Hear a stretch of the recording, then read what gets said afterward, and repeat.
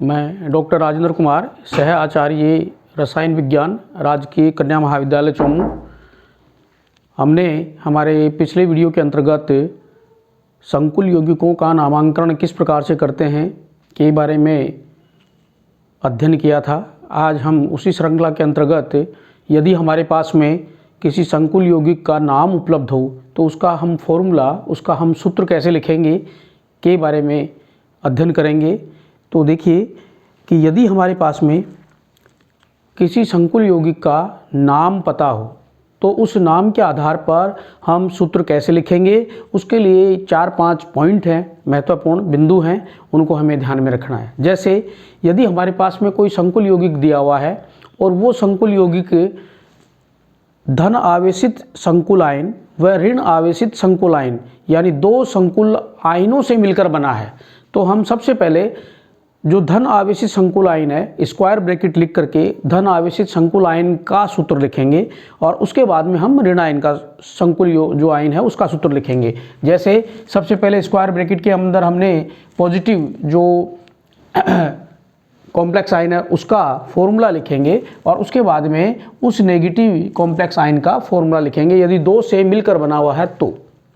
उसके बाद हमारा जो दूसरा बिंदु है वो ये है कि यदि हमारे पास में जो संकुल यौगिक है उसके नाम में एक से अधिक लिगेंड उपस्थित हैं तो हम क्या करेंगे।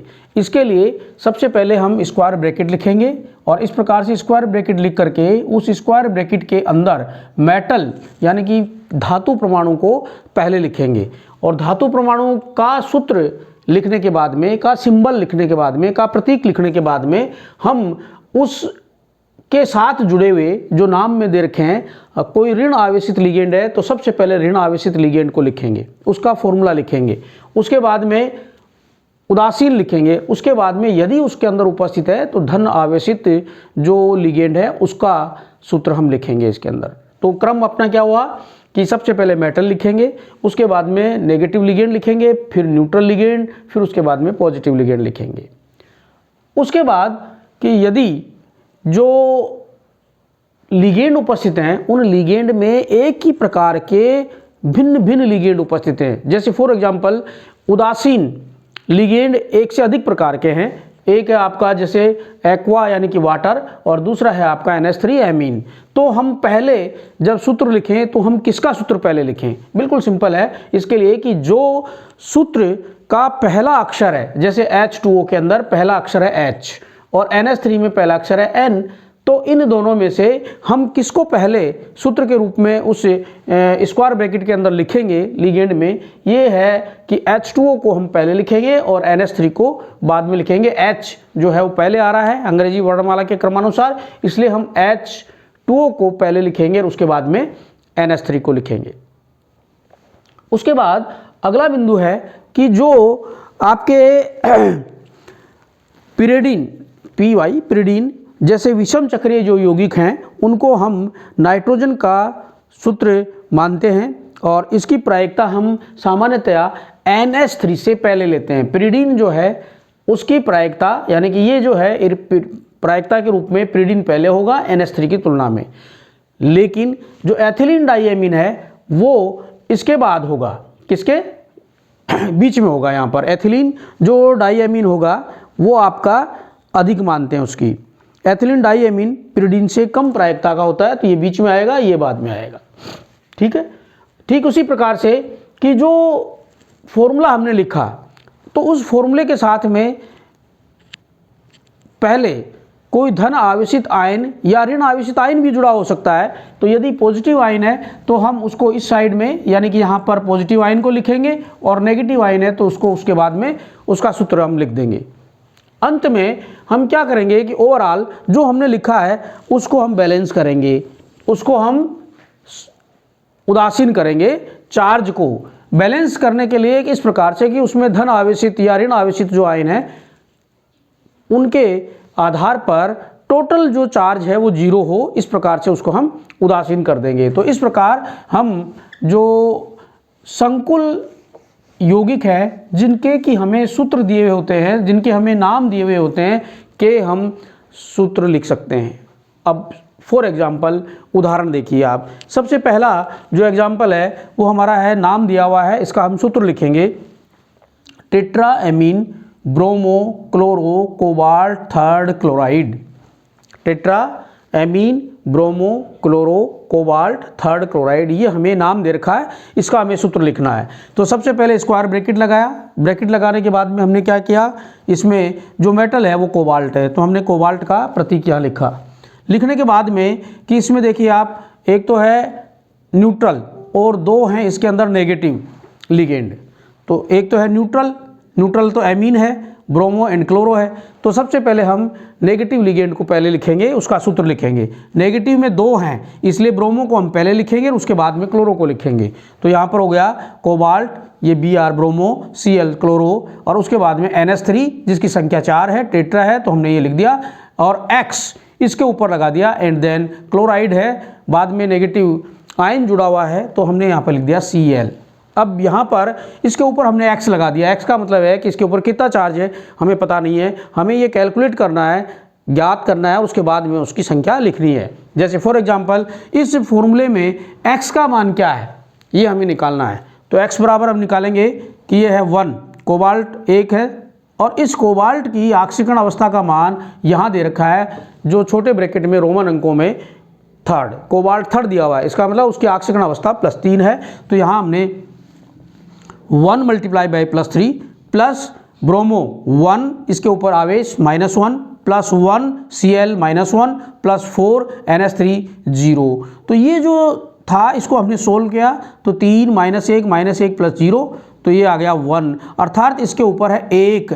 इसका मतलब ये हुआ कि यहाँ पर जो Cl है वो अकेला Cl पर्याप्त है, इसके ऊपर बचा +1 का जो चार्ज है वो बैलेंस बचा हुआ है, तो +1 चार्ज बचा हुआ है, इसका मतलब 1 Cl जोड़ दिया आपने, आपका जो सूत्र है वो सही यानी कि संतुलित हो गया। तो इस प्रकार से हमारा जो फॉर्मूला है वो हुआ cobalt Br Cl NH3 4 and Cl, ये आपको यहाँ लिखने की आवश्यकता नहीं है। तो इस प्रकार हम कैलकुलेशन करके x का मान निकाल करके इससे जुड़े हुए धन आवेशित या ऋण आवेशित जो लिगेंड, धन आवेशित या ऋण आवेशित आयन है उनकी संख्या को संतुलित करके पूरे इसके ऊपर आवेश को संतुलित कर देते हैं। अब दूसरा एग्जांपल लीजिए, जैसे इसमें दे रखा है पोटेशियम टेट्रासाइनोनिक्लेट 0, पोटेशियम टेट्रासाइनोनिक्लेट 0। तो यहाँ पर हमने क्या किया, सबसे पहले लिखेंगे आप यहाँ पर कि पोटेशियम, फिर निकलेट निकिल, और CN ये 4 आपने कर दिया टेट्रासाइनोनिक्लेट।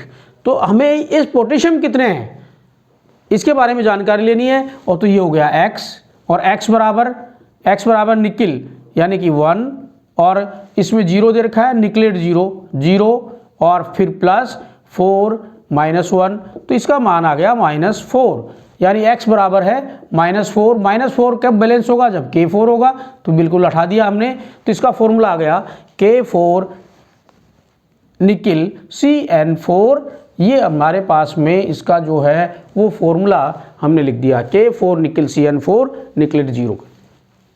अब नेक्स्ट चलिए, potassium hexafluorocobaltate third दे रखा है, potassium hexafluorocobaltate third. तो इसमें पोटेशियम पहले हमने लिखा, फिर उसके बाद में जो कोबाल्टेट है तो कोबाल्ट, और उसके साथ में F6 हेक्सा फ्लूरो, x बराबर ये निकालेंगे आप। तो इसमें क्या है, कोबाल्ट 1 है, +3 की ऑक्सीकरण अवस्था है उसकी, फिर +1 6 है ये टोटल, और -1 है, तो ये हो गया +3 -6 बराबर -3। यहाँ पर -3 आया तो इसको +3 करेंगे तो आपका ये बैलेंस हो गया। तो इस प्रकार से ये जो K3COF6 जो है इसका potassium hexafluorocobaltate third जो है उसका फॉर्मूला हमने लिख दिया। अब आप नेक्स्ट चलिए, पोटेशियम हेक्सा साइनोफेरेट, बिल्कुल सिंपल है, इसके जैसे ये है बिल्कुल। पोटेशियम लिखा आपने CN तो 1 है, और इसकी ऑक्सीकरण अवस्था +3 दे रखी है, तो -6 +3 गए तो -3 बचे, -3 x बराबर आए तो ये K3 हो जाएगा, तो K3 FeCN6 इसका फॉर्मूला हो जाएगा। फिर उसके बाद में है tetra amine die chloro cobalt third ion. अब इसके ऊपर देखिए, जैसा इसमें नाम दे रखा है हमें उस नाम का ध्यान रखना है पूरी तरह से। Tetra amine die chloro cobalt third ion, तो सबसे पहले मैं यहाँ पर लिखूँगा कोबाल्ट। अब उसके बाद में कौन सा लिगेंड पहले लिखें, इसमें से ऋण आवेशित है डाई क्लोरो, एमीन दे रखा है डाई क्लोरो, तो डाई क्लोरो को हम पहले लिखेंगे, तो ये हो गया Cl2। फिर उसके बाद Cl2 के बाद में हमने लिखा इसके अंदर NH3 और ये F4 टेट्राएमीन, स्क्वायर ब्रैकेट को हमने कर दिया क्लोज। और अब उसके बाद इसके ऊपर ये आ गया x, x बराबर क्या है, तो x बराबर निकालेंगे आप, तो 1 + 3 + 2 - 1 + 4 एंड 0। यदि इसको सोल्व करते हैं तो ये आएगा +1। तो x बराबर आपका जो मान आया वो यहाँ पर हम लिख देंगे +1, तो 1 आते ही ये हो गया tetraammine dichloro cobalt third ion. बिल्कुल इसके हिसाब से हमने नाम लिख दिया। अब नेक्स्ट देखिए, इसमें try chloro ethylene Palatinate second, try chloro ethylene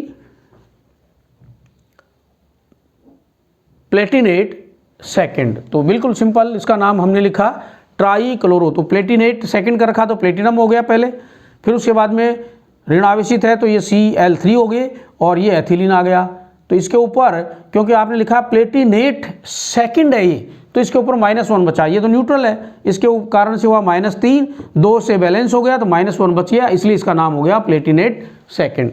तो ये इस प्रकार से हम इसका फॉर्मूला लिख सकते हैं। अब देखिए जो नेक्स्ट जो अपना फॉर्मूला लिखना है इसको देखिए आप ध्यान से, बिल्कुल इसमें थोड़ा सा स्लाइटली चेंज करने से किस प्रकार से अपन इसको लिख पाएंगे। इसमें दे रखा है octa aqua mu di hydroxo di iron third sulphate. यहाँ आपको थोड़ा सा ध्यान रखना है क्योंकि इसमें दे रखा है ये आपका एक सिमेट्रिकल ब्रिजिंग जो कॉम्प्लेक्स है उसका एग्जाम्पल है। तो सबसे पहले हम क्या करेंगे, स्क्वायर ब्रैकेट में आप यहाँ पर लगाएंगे डाई आयरन, तो Fe, 2 इसमें मेटल आयन है Fe और इसके साथ में डाई हाइड्रोक्सो OH आयन इस प्रकार से जुड़े हुए हैं। और इन दोनों के साथ में दे रखा ओक्टा एक्वा यानी कि H2O4 और यहाँ पर भी H2O4 इस प्रकार से ये जुड़ा हुआ है और आगे लिखा हुआ है सल्फेट, ये दे रखा है डाई आयरन, फिर उसके बाद में थर्ड सल्फेट। अब ये सही है या गलत है, इसको फिर आप टेस्ट करेंगे कि इसके ऊपर बराबर x लगा के कि इसका मान क्या होगा, x का मान, उसके हिसाब से आप सल्फेट को बैलेंस करेंगे। तो सबसे पहले यहाँ पर देखिए कितना हो जाएगा, 2 Fe के 2 हैं और इसमें दे रखा है di iron third multiply by +3, फिर प्लस ये कितने हैं 2 -1 प्लस ये कितने हैं 8 और है 0। तो x बराबर क्या आ जाएगा, हम निकालेंगे तो 6 -2 + 0 बराबर +4, यानी यहाँ पर +4 है, x की वैल्यू है +4 और इसकी बैलेंस करने के लिए क्या होगा SO4 का होल ट्वाइस, यानी कि ये इसका फॉर्मूला होगा आपका एग्जैक्ट जो आपने लिखा था उसका कि H2O4 Fe OH Fe H2O4 and SO4 का होल ट्वाइस, ये इसका करेक्ट फॉर्मूला होगा। अब नेक्स्ट देखिए, इसमें pentaammine sulphato chromium third tetra hydroxo zincate second. अब ये जो दिया हुआ है आपका नाम, ये इसके नाम से हमें पता लग रहा है कि 2 जो संकुल आयनों से मिलकर बना है, तो हम सबसे पहले पॉजिटिव का लिखेंगे इस प्रकार से और फिर उसके बाद में इससे जुड़े हुए इस नेगेटिव कॉम्प्लेक्स का आयन का नाम लिखेंगे, का फॉर्मूला लिखेंगे।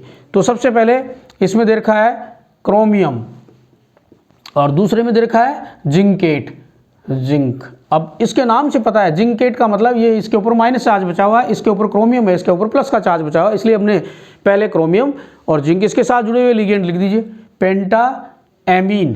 फिर उसके बाद में सल्फेटो, तो सल्फेटो का मतलब SO4 पहले आएगा और फिर उसके बाद में पेंटा एमीन यानी कि NH3 ये बाद में आएगा। तो पेंटा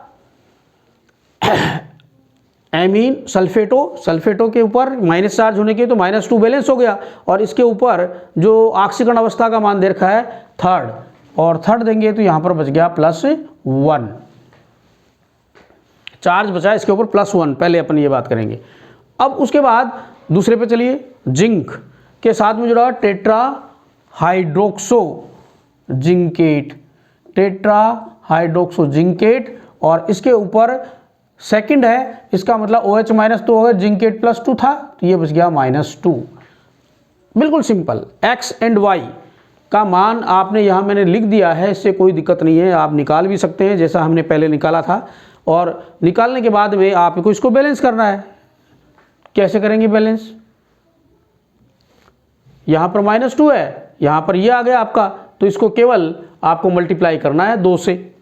2 से मल्टीप्लाई करने के लिए क्या हो जाएगा, इसको यहाँ से निकाल करके ये हो गया 2, तो +1 के था +2 हो गया। ये आपका इसका फॉर्मूला हो गया कि क्रोमियम SO4 होल ट्वाइस 5 हो गया, 2 इससे मल्टीप्लाई हो जाएगा, जिंक सल्फेट इसके ऊपर -2, तो ये -2 एंड +2 आपका बैलेंस हो गया। तो ये हो गया pentaammine sulphato chromium third tetra hydroxo zincate second का फॉर्मूला। अब लास्ट और देखिए, tris ethylene diamine chromium third, उसके बाद में है ट्राई ऑक्जेलेटो क्रोमेट थर्ड। बिल्कुल सिंपल है, इसमें कोई दिक्कत नहीं। हम जो इसका फॉर्मूला लिख सकते हैं, स्क्वायर ब्रैकेट लगाया और उसके बाद में सबसे पहले है क्रोमियम और इस क्रोमियम के साथ में जुड़ा हुआ है ट्रिस एथिलीन डाइएमीन, तो ये हो गया ट्रिस एथिलीन डाइएमीन। और उसके बाद में उसमें दे रखा है क्रोमेट, क्रोमियम और C2O4 ट्राई ऑक्जेलेटो। बिल्कुल सिंपल है, इसके ऊपर +3 बचेंगे, इसके ऊपर -3 बचेंगे, तो ये बैलेंस है आपका, कोई दिक्कत नहीं। इसके अंदर हम इसका ये लिख सकते हैं। तो इस प्रकार से जितने भी यौगिक संकुल यौगिक हैं, यदि हमारे पास में फॉर्मूला उपलब्ध है तो उसका हम नाम IUPAC नियमानुसार लिख सकते हैं, और यदि हमारे पास में किसी संकुल यौगिक का नाम उपलब्ध है तो हम उस यौगिक का फॉर्मूला लिख सकते हैं। ये सभी चीज़ें आपके अभ्यास पर निर्भर करती हैं। आप जितना अभ्यास करेंगे ये सारे जो नियम हैं वो आपके क्लियर होंगे। धन्यवाद। इसके आगे का पार्ट हम हमारे नेक्स्ट वीडियो में पढ़ेंगे।